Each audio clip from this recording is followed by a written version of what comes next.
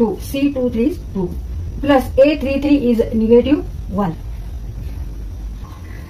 M33 is 1 and C33 is 1. Therefore, take here 1. Multiplication of negative 1 into 1. Now 2 into 6, 12. 5 into 2, 10. Negative 1 into 1, minus 1 or negative 1. 12 plus 10, 22. Minus 1. 22 minus 1, 21. Therefore, answer is here 21. And it is same when we expand determinant by second row. And this answer is by expanding third row. By expanding third row. So, दोन्ही answer same आहेत.